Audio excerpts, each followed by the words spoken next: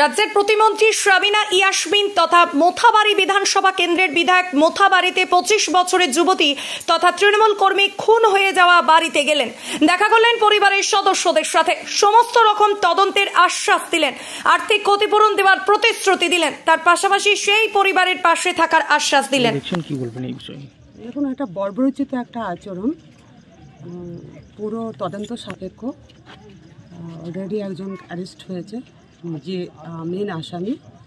আমরা খুব ধিক্কার জানাই যে হতে পারে কিছু একটা বিভেদ বা নিজেদের মধ্যে বা ব্যক্তিগত আক্রোশ থাকতে পারে, কিন্তু মানুষকে খুন করে দেওয়া এটা মোটেই আমাদের কারোর কাছেই কাম্য নয়। আমরা প্রথমে ধন্যবাদ জানাচ্ছি আমাদের পুলিশ প্রশাসনকে, যে খুব অ্যাক্টিভলি আমাদের সেই দিনই আসামিকে অ্যারেস্ট করেছে, এবং আমাদের যারা জেলা পরিষদ তৃণমূল কংগ্রেসের যারা মেম্বার্স আছে তারা সকলেই সেই দিন থেকে পোস্টমর্টম থেকে শুরু করে ডিএমএসপি সবাই সকলের সহযোগিতায় আমরা পোস্টমর্টম করে বডি পরিবারের হাতে তুলে দিতে পেরেছিলাম। আমরা সমবেদনা জানাই এই পরিবারের প্রতি। আমরা সকলে সেই পরিবারের প্রতি সাথে আছি, পাশে আছি, এবং আমরাও চাইছি যে এই ঘটনাটা ঘটিয়েছে, অ্যারেস্ট হয়েছে, তার জন্য কঠিন শাস্তি হোক, যেন কেউ দ্বিতীয়বার এরকম ধরনের কোনো আচরণ করার কোনো ভাবতেও যেন না পারে। এবং খুব ধিক্কারের সঙ্গে জানাচ্ছি যারা আজকে এই ঘটনাকে কেন্দ্র করে পলিটিক্যাল রং দেওয়ার চেষ্টা করে পলিটিক্যাল খেলছেন। আমি মনে করি যে কিছু কিছু জিনিস ভোটের স্বার্থে আমাদের না করাই উচিত। এটা একটা অন্য রকমের একটা মার্ডার, সেটাকে সেই মার্ডারকে ছোট করে দেখানো বা পলিটিক্যাল ফায়দা না নিয়ে যেন আমরা এই কজগুলো সামাজিক দিক থেকে যে কেন এইসব ধরনের মার্ডারগুলো হচ্ছে সেগুলো উপযুক্ত শাস্তির ব্যবস্থা করে একটা সচেতনতার মধ্য দিয়ে আমাদের সমাজকে এগিয়ে নিয়ে যাওয়া উচিত। যাই হোক, আমরা যে করেছে সেই পরিবার সে অ্যারেস্ট হয়েছেই, এবং আমরা সকলেই খুব ধিক্কার জানাচ্ছি এবং কঠোর শাস্তি চাইছি। সেই পরিবারের পাশে আমরা আছি এবং সব ধরনের আমরা সহযোগিতা করব। সত্যিকারে খুব অসহায় পরিবার, এবং যে মেয়েটির ঘটনাটা ঘটেছে সেটা সকলেই আপনারা জানেন, যে একটা ডিভোর্সি মেয়ে, এবং যার সঙ্গে বিয়ে হয়েছিল সে যাই হোক কোনো একটা মৃগী অসুখ ছিল সবাই বলছে, তার জন্য ডিভোর্স হয়েছে। তারপরেও ভালোবাসা দেখিয়ে, ভালো ব্যবহার দেখিয়ে, যা শুনলাম আমি, যে খুবই ভালো সম্পর্ক ছিল ওই পরিবারের সঙ্গে এবং যাতায়াত ছিল। এভাবে মানুষ কী করে খুন করে দিতে পারে? একদিকে ভালোবাসা দেখাচ্ছে বা পরিবারের আত্মীয়তা দেখাচ্ছে, আর অন্যদিকে আবার তার গলা কাটছে।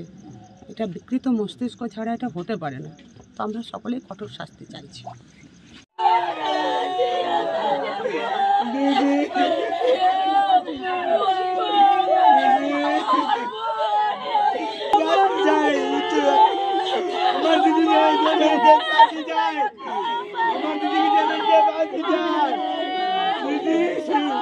আমার দিদি আমাকে কথা বলেছি, আমার দিদির বাঁচতে যায়, আমাকে কথা বলেছি, আমার দিদি আমাকে কিছু বলে দিত।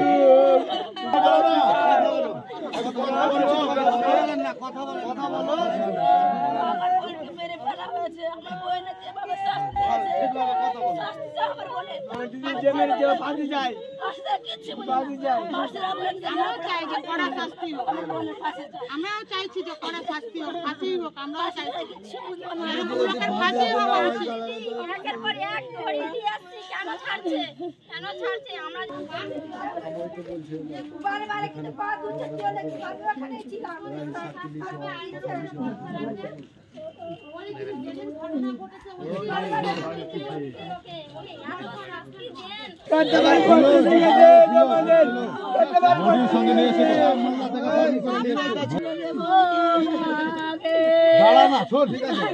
আমাদের পার্টির লোক না, আমাদেরই তো লোক। আমরাই পোস্টমর্টম করে ওদিন অ্যারেস্ট করিয়েছি, ওদিন আমরা করছি। আইনগত দিক থেকে যতটা শাস্তি দেওয়ার আমরা অবশ্যই চেষ্টা করছি।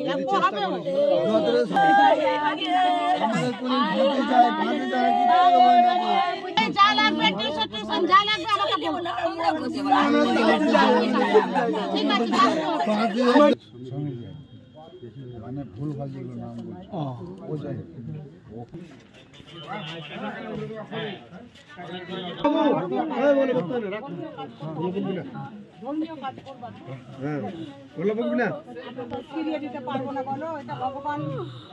ভগবানের মাঠ আমাদের মালা আছে